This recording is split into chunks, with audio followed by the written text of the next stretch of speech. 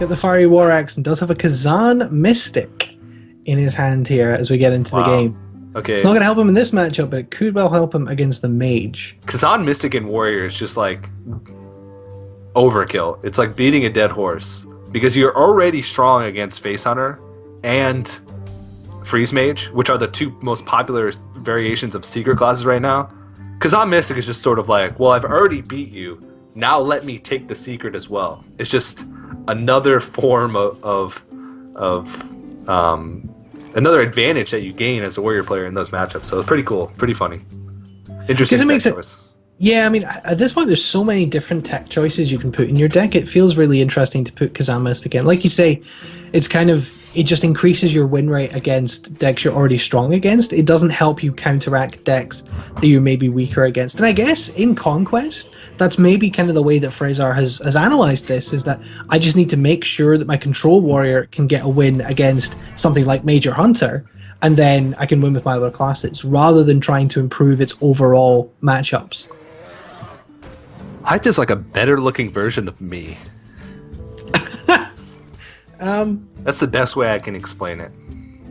I mean, he does have much superior hair. He's like, if all my features were slightly upgraded, a slightly more pronounced chin, slightly more chiseled cheekbones, and better hair. That's me. It's basically me. I'm basically Hype's twin. I think you enjoy spending time with him a little bit too much, TJ. Maybe. Let's concentrate on the game here. Fiery War Axe for Frezzar, of course, coming down early. And nice Wild Growth for Hyped, getting the Shade and the Azure Drake out as well. Hyped, of course, starting the ramp of the Druid, which the Druid is, of course, known for, is the signature style of the Druid. This is kind of a tough spot for Frezzar. You'd almost think it was a snap Death's Bite to kill the Azure Drake, but then you'd waste the Fiery War Axe, and that feels really bad. Yeah, but I think you have to do that here. One of the main ways that Druid wins in this matchup, that Druid is considered favored, is because all they have to do is put out a decent amount of pressure early. And then the Warrior, the early game removal is almost all using weapons to clear up the board. So they're going to take damage. They're going to take a lot of damage early on. A lot of times Warriors, against faster decks, they get really low before they get to that stabilization point. And you can't afford to do that against a Druid because on turn 9, you always have to be playing around the combo. And with Emperor Thaurissan, if that comes out, then all of a sudden on turn 7, you all of a sudden have to be worried about the combo. So that's why this matchup can be pretty tough for the Warrior player. Looks like he's looking at the coin here, probably for, yeah, he's going to go for the Thaurissan. Let's get that out as early as possible to get the reduction on the cards. A 4-mana Sludge Belcher, a 5-mana Shield Maiden, 2-mana BGH, and it's good that he has that BGH in hand, because he could be about to see a Doctor Boom come down from Hyped. Yep. Feels kind of it feels bad to have it on turn 7 and not play it, really. You feel like that's a misplay every time, pretty much. Yeah, it's a lot of nicknames for Doctor Boom, Doctor 7 being one of them. Sometimes Druids, Doctor 5 is a nickname Doctor Boom already has. Doctor Win, also a suitable nickname. Dr. GG, I know that's Dr. GG. We're familiar with. Dr. Balanced. Yep. Send us your nicknames for Dr. Boom on Twitter. Maybe you can send us those into us. I'm just cycling here. This is really difficult, actually, because he does probably want to play the Dr. Boom, but he also really wants to kill that Thaurissan. Yeah, I actually like this play better, because this is sort of a mixture. Like you said, you want to clear the Thaurissan off, which is #1 priority, I think. I think playing the Thaurissan is #1, and then applying pressure is #2. So this way, he sort of gets the best of both worlds. He keeps the Shade, in which case he would have had to remove the Shade earlier, which Shade actually provides more pressure, I think, than Dr. Boom in that situation, because it makes Force of Nature Savage Roar all of a sudden turn into a 21, 22, 23 damage combo. But he still gets to cycle through his deck and clear off the Thaurissan. So I think this is the better play in that type of situation, because of that list of priorities that you have when faced with an Emperor Thaurissan. We talked about Hyped being a player that plays so many turns ahead, and he's got to be looking here. You know, he's got the Savage Roar in hand, has the Shade on board. If he were to draw into Force of Nature, like you say, he's got to be thinking of a huge combo turn with that Shade of Naxxramas. Now he's in a little bit of a tough spot. He's got that Shade that he needs to the Sludge Belcher he needs to deal with somehow, and the only way he can really do that is using his Shade. Does have the Wrath to follow up, but this could be a little bit difficult. You could use the Wrath to cycle with the hero power, and they drop the Shredder after trading the killing the Sludge with the Shade. Don't see a huge amount of other players other than just maybe jamming Doctor Boom, but with that Death Spite up, those bombs are going to die straight away, and that feels that does feel like you're throwing those bombs away a little bit, especially with an Armor Smith on board. It can be really difficult to get any value from those bombs, but he's going to go ahead with it. I like not throwing the Shade in here because Brawl would be pretty weak in this situation. That's the only reason why you would unleash the Shade in that situation, is if you're playing around Brawl. But I mean, his creatures are pretty strong as well in this situation, so it wouldn't really help him that much. And you've already left the Shade stealth that long. You want that to be a continuous threat after turn 9. You want the Warrior player to always be playing defensively in this matchup, because you want to have like 5-6 turns in the row where you're constantly threatening Force of Nature Savage Roar combo and keeping that. Yikes. That's unfortunate, killing the Armor Smith. He's going to go for the BGH rather than even using the Death Spite and Execute. I guess he's maybe thinking that the Whirlwind from the Death Spite and the Execute could be really, really useful later on. But he's just going to put the Shield Maiden up and put himself up way above 30 health. And there's the double Savage Roar. Fortunately, he doesn't have Thaurissan of his own yet. But it's starting to look potentially scary later on for Hyde with the combos. But he's probably just going to try and get some minions on the board here. Does have that Wrath he could use to maybe remove the big game Hunter. This is a really tough spot to be in, because again, like I said, you're sort of all in on that Shade now. You're sort of saying, well, I've kept it stealth this long, I should probably just keep it stealth. But at the same time, you also have to think, well, okay, that Shade is a 3-drop. So even though it's threatening, I still have to use it at some point. I can't get too far behind in the game and on the board to lose myself a game that I should have otherwise won. So I like trying to... You don't want to flood the board too much here, because if you are going to keep your shade stealth, flooding the board is just asking to be brawled, if that's the case, which is never something that you want to do, because if you're investing that much into your shades, losing them to a brawl is probably the worst feeling and almost an auto loss. But he's going to play quite a bit, so this is sort of a balance, I guess. Yeah, he's going to build that board with a second Shade, and at this point, the combo is looking pretty destructive. That Sludge Belcher is going to be a real pain, but this is the kind of board where if you could pick up an Innervate and a Force of Nature, or even Thaurissan in the next turn, and just get those cheaper Savage Roars and Force of Natures, it's kind of disgusting that double Savage Roar and Force of Nature is possible within 10 mana thanks to Thaurissan. Mm-hmm. It's kind of the ultimate why this card is really broken excuse, isn't it? Yeah. What's in the box? Okay. Argent Protector. It's not too bad. It's an average creature. I believe it's average. Yeah, it's pretty average from the Pilot Shredder. It's not terrible for either side. It's no Novice Engineer, which is objectively the worst card you can get from a Pilot Shredder. Oh, I don't know. Captain's Parrot's pretty bad. Captain's Parrot has Beast Synergy. Yeah, but Novice Engineer, you can bounce back with Time Rewinder and draw a card. Oh, that's true. So how many times... I think you're more likely to have Time Rewinder as a spare part than you are to have anything that'll benefit from Beast Synergy. Well, there's a Toshly in the Druid for Hype, and this is a card I've seen played with a little bit in Druid. Just because it isn't good body, it's really sticky as well with that 7 health. It trades really well with a lot of minions, things like Shield Maidens, things like Thaurissan. And those spare parts can be really useful as well to cloak things. You could reveal your Shade and then re-cloak it.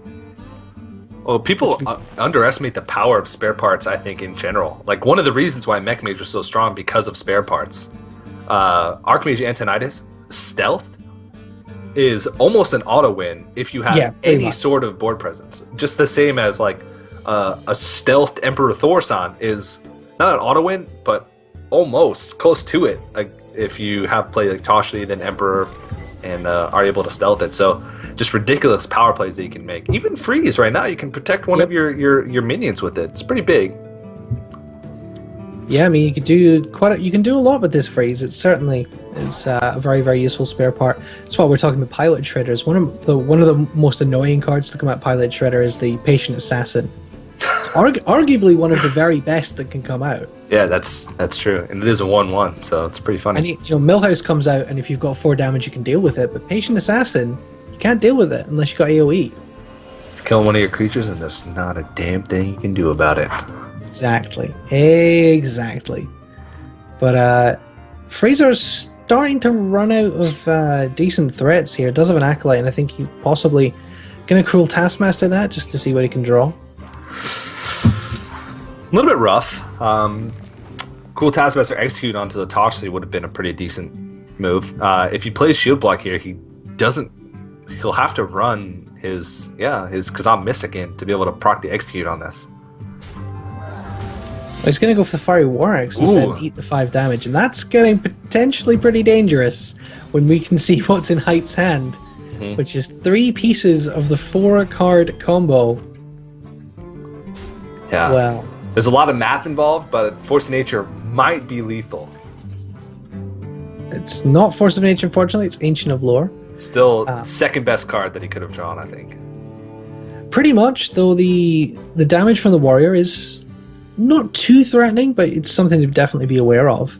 He's got 13, 16 damage showing, so, yeah. Shield Slam Face, Shield Block, Shield Slam Face, that would be pretty bad. A lot of damage, yeah. Well, here's the Thorison. Can't do anything with it, unfortunately. Gets the second Ancient of Lore. Yikes. Okay, at this stage, I might trade in one of my shades. Because at 25 health, he's still threatening lethal with Force of Nature Savage Roar, or Force of Nature Double Savage Roar next turn, easily. So I would sacrifice one of these. I would actually sacrifice the smaller one. Yeah, I think so. But he might want to just get rid of the Sledge Belcher entirely, using both slimes, or both shades, slimes. Get rid of the slime with his second shade in order to just open up opportunity for him to use double Force of Nature Double Savage Roar if he draws into it without being impeded by something small. Yeah, I was just going to say, I think another option is the Savage Roar to use his face to clear this up as well and be able to clear the Shield Maiden off. And that is taking a little bit of extra damage and taking that second Savage Roar up when you've got the second in hand already as well. Well, there's the Alexstrasza. That could be really crucial here. Actually, if you put the Alexstrasza down at this point and onto your opponent's face, Big Game Hunter is in hand. That's going to be a pretty solid response from Hyped. But Druid's starting to feel a little bit pressured here. Sorry, solid response from Hyped with the Big Game Hunter would be he's going to draw some cards first. Gets a Brawl.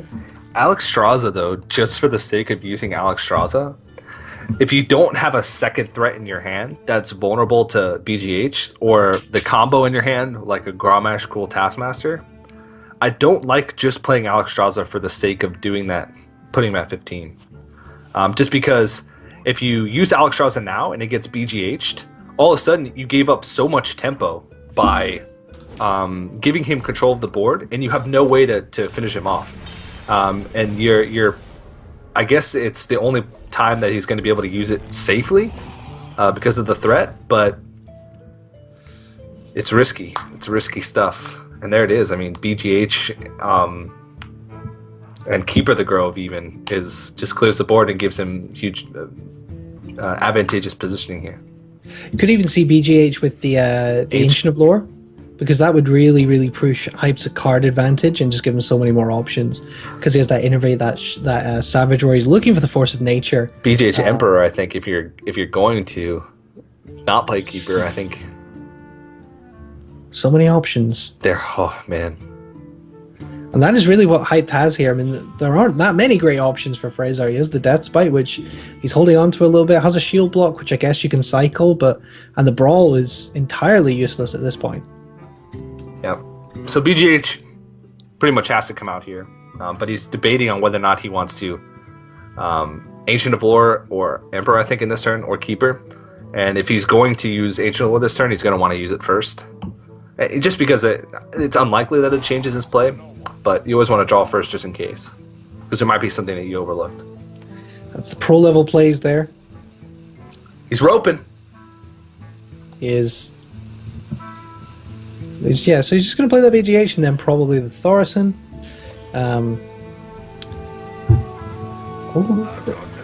He just gets it in time for the rope there. That was pretty dangerous. Oof. Yep. That was a tight one. And we're going to see 2-mana Savage Roar. In that case, I might have even thought about actually bringing my BGH back. How good is that shield slam pickup though? Shield block, shield slam onto the Thorson. That shield slam top deck feels pretty huge. Yeah, definitely. Frezzar's looking at the Death Spite here. I don't know. I think you shield block first, like we said. You always draw cards first if you're going to. Well, so I guess that means he's not going to. Well, if he's planning to attack, then you always want the armor to come second. Yeah. If he's going to use the Death Spite to clear. Yeah, using the Death Spite to clear is pretty risky here because he has an easy clear, but he values creatures, especially in this matchup. So, he will play around in a weird way. Maybe not even think about it. He'll play around Force of Nature double Savage Roar because he'll be at 23 health, which is 1 damage away from. I wouldn't think he'd need to play around double Savage Roar because we've seen one played. Oh yeah. That's correct. Yeah.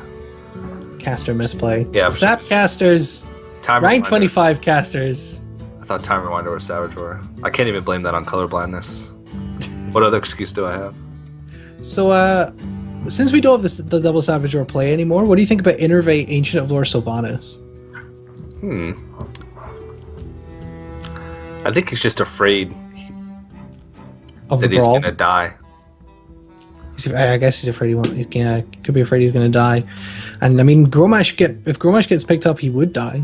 Regardless of if he heals or not. That's exactly what I was going to say. He's got to be thinking about the maths here and thinking that even if there's a Cruel Taskmaster or a Grommash in hand and he picks up 1/2 of that combination, 12 plus the 4, it'd be 16. So it'd be exactly as much as he would have if he healed. If he heals and armors up and decides to clear this 2/2, he'd stay alive at 1 health. But he'd be pretty dead at that point. Yeah. And he wouldn't have any real way to deal with the Grommash. So I think drawing cards is really the smart option here. A lot of people might think about healing here, but thinking about your opponent's outs, I think drawing cards is definitely the right option. Yeah. And Cruel Taskmaster Grom is still a win, but nope, that is not that. There's an Execute. It's a really tough spot for Frezzar. He's so close to killing his opponent at 11 health. I say Grommash. I mean, a Grommash top deck, it ends the game just there and then. Mm-hmm. At this point, he can deal 4 damage. He can put himself up to 25. Put his opponent down to 7. He can even Cruel Taskmaster and execute this 5/5. And he's going to have to do it. And, I mean, Cruel Taskmaster Grom still is a victory for him. But he's on a clock now because you know that Hype is going to try and use his hero power to armor up every turn. So yeah, I mean that's absolutely true. I mean, if it takes more than 2 turns for Grommash to come off the top, then it's no longer lethal. And that's pretty huge. So we're going to see the Sylvanas and the Shredder here, which are Shredder obviously a little bit brawl resistant. There's a Loatheb. You get that slight moment of anticipation as that card comes off the top, because once again Grommash is lethal. I mean, here you sort of just have to throw out Loatheb and hope he doesn't have Force of Nature. Well, no, because Loatheb would block it. Savage Roar wouldn't be a win by itself. Savage Roar hero power still wouldn't be a win by itself. He's still relatively healthy. But Loatheb will buy him a turn. So Loatheb armor up, I think, is only option. You need that Cruel Taskmaster. You can't afford to throw that away because that's your only opportunity of winning right now. Yeah, absolutely. It's all he has really is an out. There's an Azure Drake. That's not too bad. It's going to help him draw deeper into the deck. It's going to get another body because I say hyped. Frezzar is definitely well above combo range at this point. So it's kind of tough to see hyped out. He just needs to build up this board and really just outlast the warrior at this point. Oh, there's an Ancient Watcher off the shredder. That's one of the worst. For druids, does have a silence. Yeah, sometimes druids can make use of it.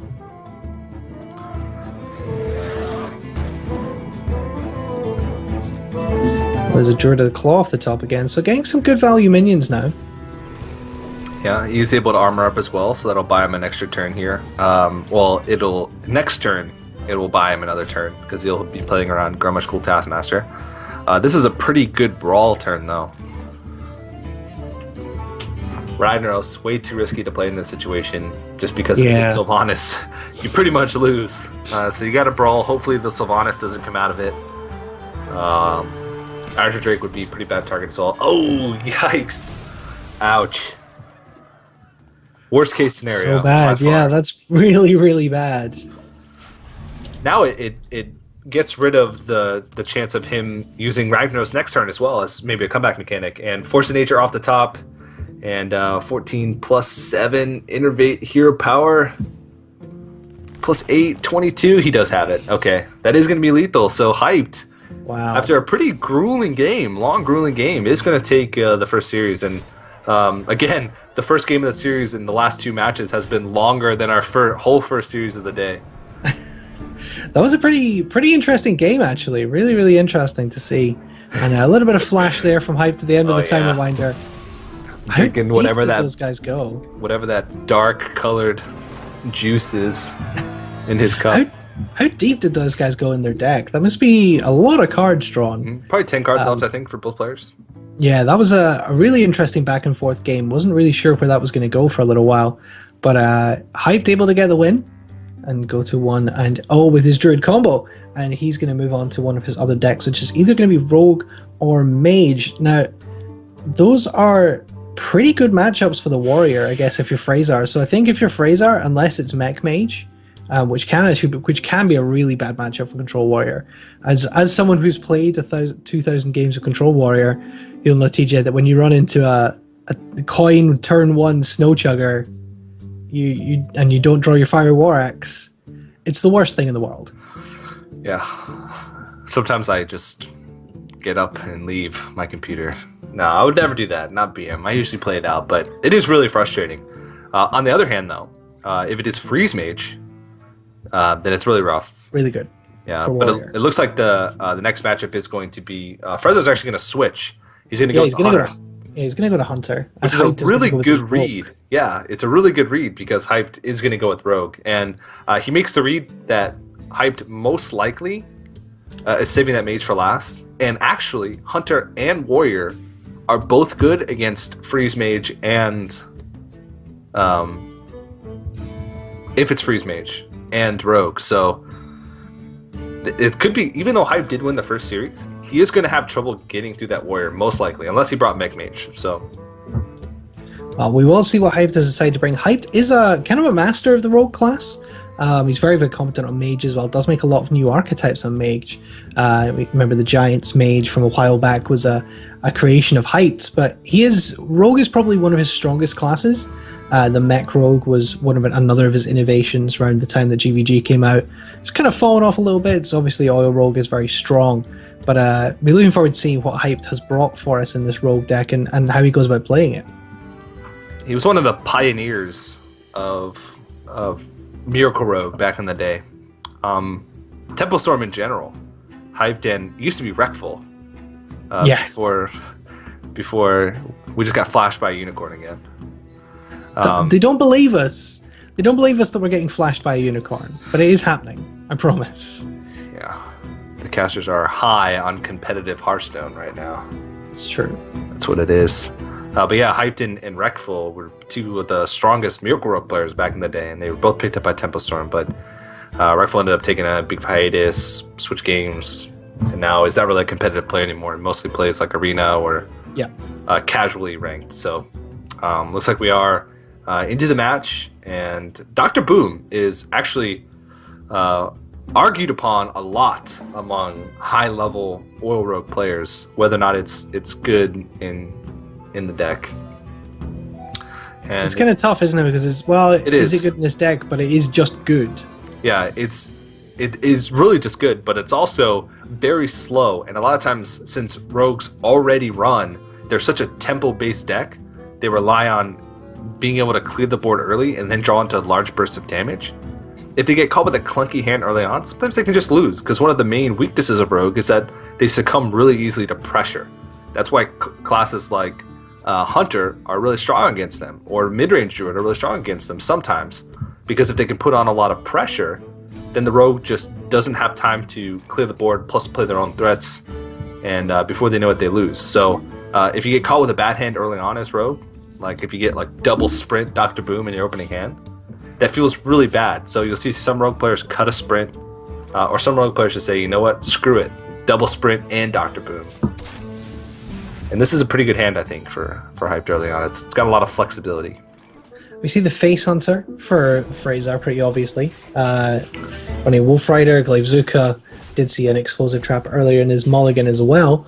So he's going to be looking at what he can do here. But actually, this... I don't know how you feel about this matchup, TJ. I often think it can be really good for the Rogue because of things like Fan of Knives, things like Backstab, the ability to use the hero power dagger to kill off these 1 health minions. But actually, particularly when you're using the dagger, you can often be doing a little bit of the Face Hunter's work for them and taking that damage onto your face. And you can sometimes find yourself in a position where you're caught on very low health and suddenly things start snowballing. But it feels like it's probably an okay matchup for the Rogue. I don't know. I think this is one of the hardest matchups for Rogue. The only way you can win in this matchup, or one of the only ways you can win, is one, if the Hunter draws terribly and you draw amazingly, or two, you race them. It's really hard to race a Face Hunter. And like you said, a lot of times, Rogue spells are just reactive. So what is a Face Hunter doing every turn? He's doing damage to the face. And then what is a Rogue doing every turn? He's removing what has already done damage to his face, sometimes by taking more damage to his face. So it just everything works against the Rogue in this matchup. And by the time they get enough, they build up enough threats to get themselves back in the game, it's already too late. And so it's just really rough. He doesn't have oils. Having early oils or early prep oils, big weapon buffs early on in the game is one of the ways you can win, because you can race with big daggers and like huge blade flurry plays. But right now he just, I guess next turn he can coin out an Azure Drake and actually take a body on the board, and he does have a lot of burn, but it's going to be really tough. Yeah, and those weapons are really difficult to deal with as well, because Rogue's not necessarily running anything like Harrison and things like that, and the Rogue can probably remove everything the Hunter puts on the board, but can't do anything about those weapons. Can't stop that damage coming in, and yeah. The little dagger's a little bit less of a punch than the bow. Mm-hmm. Yeah, but it's actually Lotheb in the Face Hunter for Frezzar here. It's yeah. very rare you see a Face Hunter with minions that cost more than 3 mana.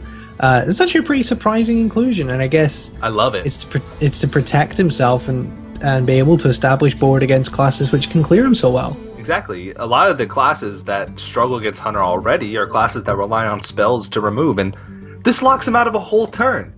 The only thing he can do this turn is Blood Mage and Dagger. The best turn, I think, here is actually to backstab and then trade in. And that's terrible. He's pretty much using a whole turn just to clear off the Lotheb. It's either that or he takes 5 damage. So backstab is 5 mana backstab is the only way. 5 mana, deal 3 damage.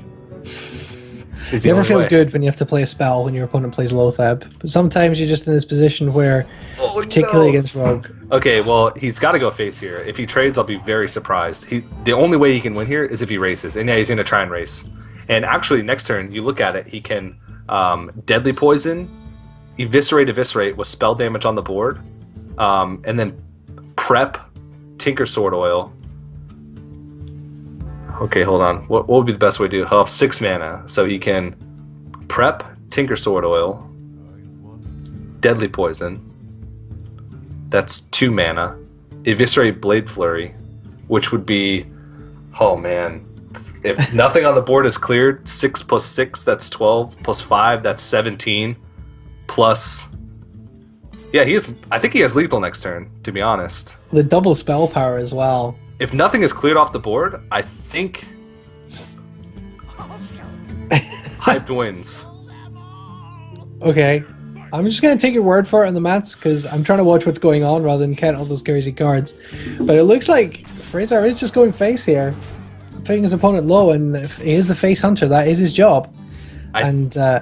Okay, prep, tinker, deadly poison. He's doing the math right now. You can see he's talking to himself. 6 plus 6 is 12, plus 2 is 14, plus 5 is 9. That's lethal. Yeah, that's game. Oh my god. See, that's the only way that rogues can win, is if they race. And sometimes rogues can race really damn well. And that's one of the cases right there. And yeah, that's just... Whew, let's look at Frezzar's face as he sees this. He's like, Hyped once again, takes a sip, casually. Nice. Well, that's going to be a 2-0 lead for Hype. That's a pretty huge win against the Face Hunter, and he does have the Mage left now. And it'll be interesting to see what variant of Mage Hype has brought, whether it's something completely new or the Mecha Mage or the Freeze Mage. And I guess we'll see that in just a second. But that's a tough loss to take for Frezzar, and he's going to switch back to his Warrior, I guess, perhaps anticipating a Freeze Mage. Yeah. Which is pretty smart. But if it's Mech Mage, this could be the end. Yeah. I guess if it's Mech Mage, it's over anyway, even if you don't pick Warrior. Really? Yeah, Warrior is just sort of a way... He has to. He just has to. If it's Freeze Mage, then he needs to take the win with Warrior. But he actually does have a pretty good lineup against Freeze Mage. Face Hunter does pretty well against Freeze Mage. Warrior, the hardest counter to Freeze Mage. Warrior versus Freeze Mage is one of the most lopsided matchups. Yeah. It's probably 90-10 in favor of the Freeze Mage. Or, sorry, in favor of the Warrior. Big mistake there. In favor of the Warrior, which is one of the most lopsided matchups. And there was I think, Caesar Cup Ignite won a game against Warriors Freeze Mage. You have to have insane draws. You have to get a lot of value out of Archmage Antonidas or, like I said, insane draws. It's just really tough, but we'll have to see. Still don't know what variation of Mage is from Hype because we have not seen it yet, but really interested to see actually what it is.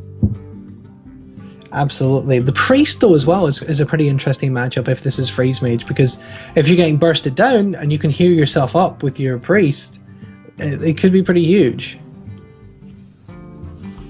And something like a Mind Control on an Alexstrasza, that can be a pretty insane tempo swing. Yeah, but I mean, priests are... There's two ways that you can beat a Freeze Mage. Is overwhelming amounts of health gain or pressure. And Priest doesn't have either of those. Priests don't have overwhelming amounts of health gain because they usually don't run like anti-kill bot. Like the only method that they have a burst heal is like a Holy Fire, which some priests don't even run anymore. And so once they get Alexstrasza, they're pretty much dead because they never put on enough pressure earlier on. And it looks like it is Freeze Mage, so... Yeah. So we see the Flame Strike, the Cone of Cold, and the Thaurissan, and we saw the impact of Thaurissan on Freeze Mage earlier on. My oh my, dog used that to great effect. What does the Warrior need to draw here in this matchup? Obviously, it's a really good matchup for the Warrior. Nothing. Does it matter? It doesn't. The only thing that matters in this matchup is the Mage's draws. The Mage has to have perfect draws, and the Warrior just has to armor up. That's effectively what it is. The Warrior, you want to like hold on to your Armor Smiths later in the game so you can make like big armor swing turns. Like you want to be able to use your Armor Smith with a couple creatures on the board and coupled with a Deathbite Whirlwind effect. But Warrior doesn't even have to put pressure on because they can put pressure on, but they can really just armor up, and that's exactly what he's going to do. A lot of times you'll see Freeze Mages, one of the ways that you can win is by keeping the armor count low. Like instead of a turn where you would normally like maybe play a Loot Hoarder and then ping and float like 4 mana, you would do the same thing, but you would use one of your early fireballs to chip off some of the armor. So that way you put yourself in a position where if you get Alexstrasza out, you can find a way to win. It's one of the only ways you'll win by doing that. This is such a fast match so far, these guys. Because they know. Quickly. It's inevitable. The match is always inevitable because it's really just one player playing. It's the Freeze Mage playing, and the Warrior's just like, armor up. What do you think about not playing the Armor Smith? Frezzar had a couple opportunities to play that Armor Smith and decided not to. Oh, well, yeah, that's what I was saying earlier. You can't just throw out the Armor Smith willy-nilly because that's one of your main... it's like a GG button later on. If you can get 4 creatures on the board with a Deathbite Whirlwind, throw down your Armor Smith. You don't want to throw it out there because if it gets frostbolted and pinged, throwing away your Armor Smith is one of the ways that you can lose as the warrior. So you want to make sure that you're using it later on when you have a lot of creatures on board, or when you can play it and gain armor with it the same turn, like with those Deathbite combinations. So, I mean, I say you just armor up every turn, but you still can't just do whatever you want in this matchup. Yeah, we're going to see a turn 6 Doctor Boom, and even if this wasn't a highly favored matchup, a turn 6 Doctor Boom feels pretty good. Yeah. One of the strongest plays that you can make. Pretty much. In the game. Well, there's a Frost Nova, double Frost Nova in hand, but no Doomsayer. There's the Mal'Ganis, which we talked about. Not the Mal'Ganis, sorry, the Malygos that we talked about earlier on. I think this is one of the strongest variations. It's dependent on combo. You pretty much hard mulligan for Emperor Thaurissan because if you don't have it, the Malygos is pretty useless unless you know it's going to survive for a turn. So he needs to draw into Emperor Thaurissan to make that combo useful. But there are some cards in Freeze Mage that you can sacrifice. It's tough, but sometimes you can run like 1 Flame Strike instead of 2 Flame Strikes and put in Malygos as just sort of an extra win condition, an extra opportunity for a win condition. So you're not sacrificing too much by going with the Malygos version, but the Malygos version is dependent on you drawing Emperor Thaurissan to make those combos available, like to make the Malygos double Frostbolt, double Icelands combination a thing. Alright, so we're going to see the Armor Smith here. It's a pretty strong play when you play the Armor Smith and the Acolyte together, especially in the face of something like Cone of Cold. Yeah. Which is that's an interesting pick as well. I guess perhaps maybe that's something to do with the Malygos, but Cone of Cold is a card which has been cut from a lot of Freeze Mage. Do you think... I don't know, we didn't see Thaurissan in his mulligan, so maybe Hyped isn't running Thaurissan. He has to be running Thaurissan. If you're running Malygos, you're running Thaurissan. I mean, I don't see any reason why you would run Malygos and not run Thaurissan. But yeah, I like Cone of Cold. It's just an extra tool for freeze. And with Thaurissan, it can it's basically like a pseudo Frost Nova, an extra Frost Nova, an extra insurance. See, this is a big play, and that's what I was talking about. This is what you have to do as the Freeze Mage. In a turn where you'd otherwise be floating mana, you got to play a Frostbolt or a Fireball to chip off the armor. And playing the Armor Smith on a board with multiple creatures is a pretty big deal because it makes it so he can't use cards like Blizzard. He can't use Blizzard. He can't use Cone of Cold because you're freezing him and you're buying yourself time, but you're also just giving him armor. So here, I think we're going to see... I wouldn't be surprised if we see a Death Bite developed, so that way he sort of forces the mage into a position where he has to take the Armor Smith off the board or risk just ridiculous amounts of pressure being put on. Loatheb sort of serves the same purpose. It buys time, preserves your Armor Smith. So it's looking really, really rough for... Actually, maybe not so much, because the armor count is really low. He's going to go for the Alexstrasza. I think that might have been... I would have liked to see Deathbite develop that turn and save the Loatheb for after the Alexstrasza. Because if he had developed the Deathbite last turn and hit face with it, this turn he could have Loathebbed, hit face with the Deathbite, gained 4 armor from that, and been able to execute. Yeah. On the same turn and armor up. So that might have been a little bit of misplay. And he's actually at a pretty low armor count right now. And he doesn't have a really easy way to proc the execute. He has to like throw his Acolyte of Pain in, which reduces the amount of armor that he'll gain from Deathbite. I think that might have been a slight misplay by not developing the Deathbite the previous turn. But we'll have to see. Well, as you said, you're an experienced warrior player, so I'll take your word for it, as having logged multiple thousands of games. But he is gonna Yeah, he's going to use the Acolyte of Pain to trigger that execute, and that definitely doesn't feel as optimal as using the Deathspite Whirlwind. Doesn't get as much armor as you said, so I think you are probably right. Deathspite. He's got to play Deathspite here. Well, I guess it doesn't really matter because he can just put on pressure here. I mean, this is true. Is there an ice block up? Not sure. I don't think so. We can't quite see the secrets on the overlay. Obviously, we'll see it when it flips back around, but I don't think there is actually a secret up, so I think unless Ice Block comes in this turn, it's probably done. Yeah. Because, I mean, okay, so there is an Ice Block, and Ice Block has just been popped thanks to Cool Taskmaster. Yeah, I was going to say. So, even if the board gets cleared here, Ragnaros is lethal. Does he have enough damage? I don't think so. Blood Mage, Fireball, Frostbolt. No, it's not enough. Let's go on 7, 5, 12, 4, 16. No, it's not enough. Yeah, there's no way that... he can Frost Nova and then Frostbolt Face, which will block any damage from coming from the board or from the hand. Frostbolt, Ice Lance will put him at 10? If he doesn't take this armor off here, he's dead because the Shield Slam on the Thanos and then the Ragnaros is lethal. So he needs to take this armor off with the Frostbolt. Yeah. And then he's actually... No. I don't think there's any way to win. There's an Armor Smith on the board, so all he has to do is... Oh no, he can't proc it! Wow. He's actually on a Fireball draw to win. Unless Ragnar... Well... you pretty much just have to Ragnaros here and go for the 50-50. Yeah, right? and hope for the 50-50, yeah.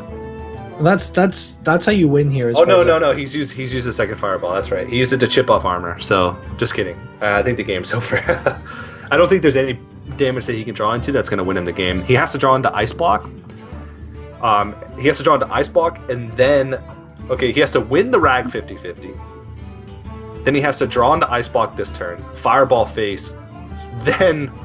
draw into Pyroblast the next turn. Okay, yeah. And in between, actually next turn he has to draw into Arcane Intellect. And with that Arcane Intellect, he has to draw into Ice Lance to freeze his face so he can't get Death's Bite procced on all his minions to gain all that armor. And then he has to draw into Pyroblast. Sure. That's okay. So very unlikely. You're saying there's a chance. There is a chance. Okay, well, let's see if Ragnaros just puts this game to an end right now. Mm-hmm. It's 50-50 for the win.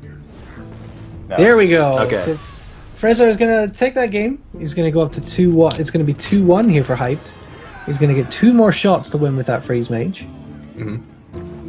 And so Face Hunter, Frezzar has Face Hunter left and Priest left. So I'd imagine you go with Face Hunter next, just because you might as well try and bring it to a game 5. I know he knows that he has to win with Priest eventually, but Face Hunter is the obvious deck choice if you're trying to get the immediate win. And Correct. It looks like he does. It looks like he is going to choose Hunter. So this is actually a pretty good matchup for Hunter. So this series could end up going to game 5. It's very could not being Priest versus Freeze Mage could be our finale. Oh yes. As I said, I think that's a pretty good matchup for the Mage. The Priest could possibly have some options in that matchup, but it's probably a pretty good one for the Mage. So Hyped is in a pretty good position here because he knows that he has a pretty good matchup against the Priest, even if he loses to the Face Hunter. Yeah. There also is chances that Freeze Mage can beat Face Hunter. You have to stall a lot of time with ice barriers early on. Having early creatures like Loot Hoarder to be able to match with the next creature that comes out is a pretty big deal. But it is hard because by the time you get to a turn where you normally like Alexstrasza, you're already in a situation where you're probably going to be really low health, playing very defensively. And so there's not really going to be a turn where you can play Alexstrasza and not do anything defensive and then be able to kill him the next turn as well. So it's just really, really, really tough matchup. Yeah, it is pretty tough, but we're going to see this matchup getting into it now, just very quickly. We've seen these decks before, obviously. We've seen the Face Hunter already in game number 2, and that came down to a very close matchup with the Face Hunter and the Rogue, and that would have been a match that Frezzar was hoping to win. But yeah, the priest choice in the lineup, I'm really not sure how I feel about it, to be honest. I think it is it's a little bit tough. It's got a lot of weak matchups right now. A lot of popular decks, or decks that are popular right now, are strong against it. Oil Rogue, popular, strong. Freeze Mage, popular, really strong against Priest. I guess he might have been expecting a lot more Face Hunters, in which case Priest would have been a good choice. Mad Scientist is a definite keep in this situation. Yeah. I don't know if you want to keep the burn though. It's tough.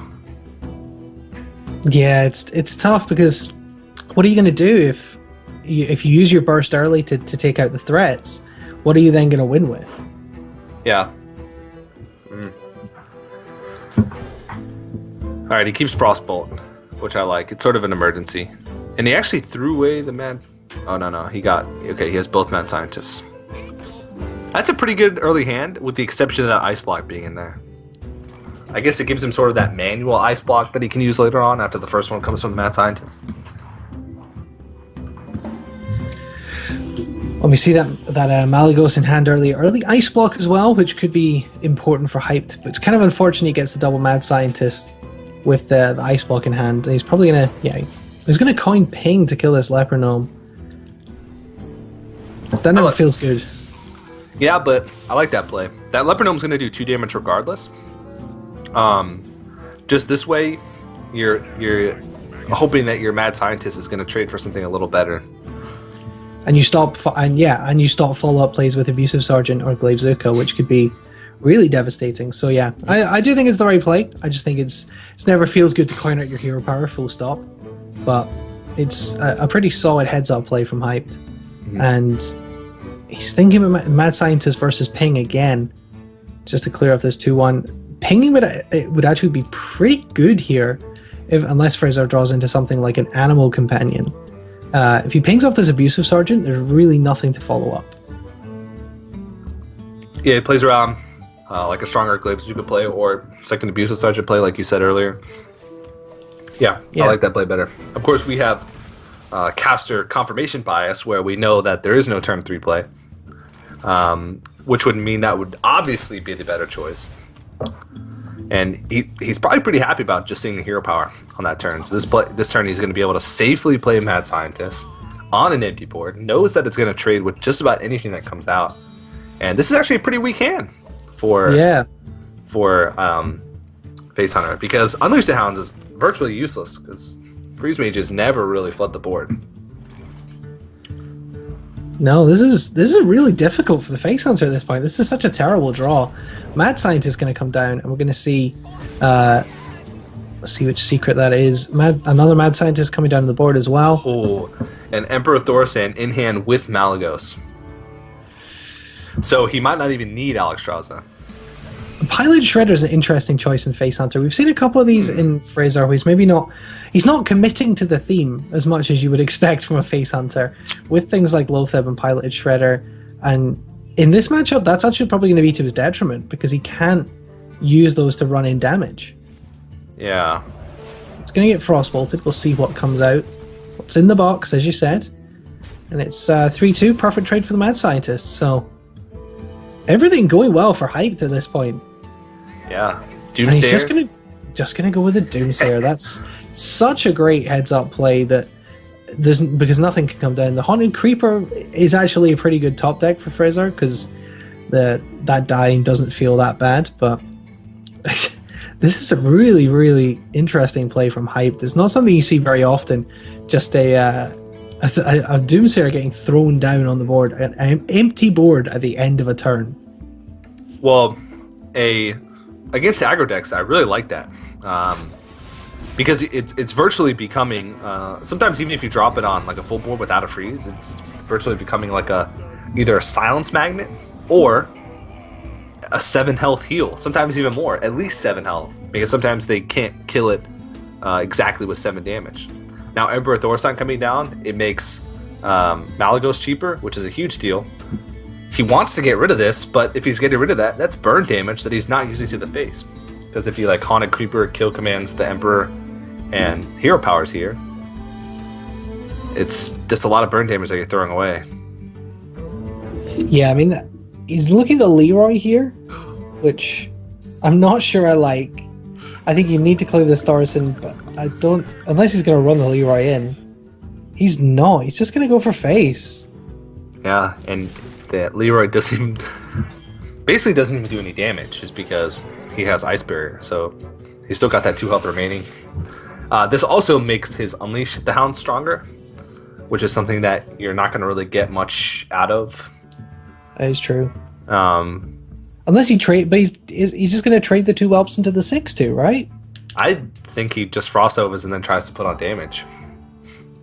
I don't know. I think you trade. I think you have to be aware of the Unleash the Hounds, and you trade Sure. the 1/1s into the 6/2. I think when you see something like that, you have to know he possibly does have Unleash the Hounds. So I think from what we've seen from Hyped in terms of just being so heads up is yeah, I think that's the way to go. And Yeah. And then play Loot Hoarder, Ice Barrier, and oh, you actually might be thinking about Flame Strike here. Might be trying to make some use out of Flame Strike.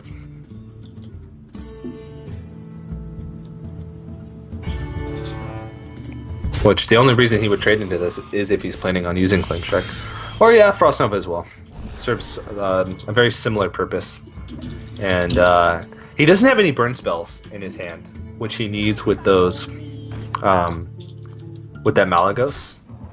But I think he's still sitting in a lot better off of a position than normally you'd see Freeze Mage sitting in this situation in the game against a Face Hunter. So he can't be too upset about where he is in this game. So he's going to Unleash the Hounds here, and 2 Hounds, probably the best value it's ever possible to get against Freeze Mage.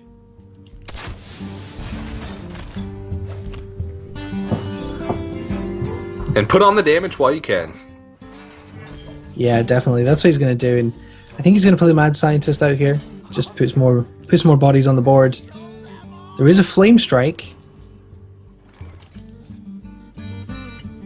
And a 1 mana Ice Block as well. 5 mana Flame Strike, 1 mana Ice Block. That's pretty good. Yep. Oh man, this is ridiculous because he's going to get more value from the Emperor Thor's hand now. That Malagos is going to cost 4 mana after this turn. That is absurd, and he's actually going to get the card draw out of this. Whoa! Oh, no, he's not. The freezing trap in Face Hunter. He Hype's wasn't face expecting he it. did not see that. No. You can't always assume. I think it was Wow. Frezzar in the Kingwin Pro League that was running the freezing trap. It's becoming more popular in Face Hunter because people don't expect it. And against classes like Rogue, like that oil play that we saw earlier, wouldn't have really been possible if the freezing trap was on the board. And that really, oh man, that's bad because he could have. The outcome would have been exactly the same. He made a misplay by attacking in with the Loot Hoarder first, because regardless of what trap that was, the outcome would have been exactly the same. Like, best case scenario would have happened every time if he had attacked the Loot Hoarder instead. Now he has to spend 8 mana again, playing this Emperor Thorson. It's a pretty tough break there. Yeah, that's not good at all. And that does allow Frezzar a great window to get back into this game. There you go, the 6 mana Malagos now. There's a Juggler Unleash, and we'll see, I guess, where those juggles go. Does have kill command to deal with this Thorson. But at this point, is he going to try and deal with it? I mean, he's left it alive for this long already. Do you do you even care at this point? He's got 4 cards. So you know that you're in a pretty good position. You can't really afford to throw that much damage into the Thorson. You have to start threatening popping the block at some point. Yep, so that's what he's going to do. He's just going to push this damage in here. He's thinking about it. It's a tough choice, but I think you can't even worry about that Thorson now. It is 5 damage though, so that's one thing that he is accounting for as well. It's not just the effect that he's having, it is the 5 damage as well. And we'll see where this kill command goes. He would have kill commanded first if he was planning on killing the Thorsan with it. So, whoa! Well, there's a fireball. That's almost lethal. He wins. All he has to do is attack. No, not quite. I'm getting a little bit ahead of myself. Arcade Intellect, I think, is you have to go for. If he draws into any point of damage whatsoever, then There's the Acolyte Pain. Frost Nova stops the block getting popped again.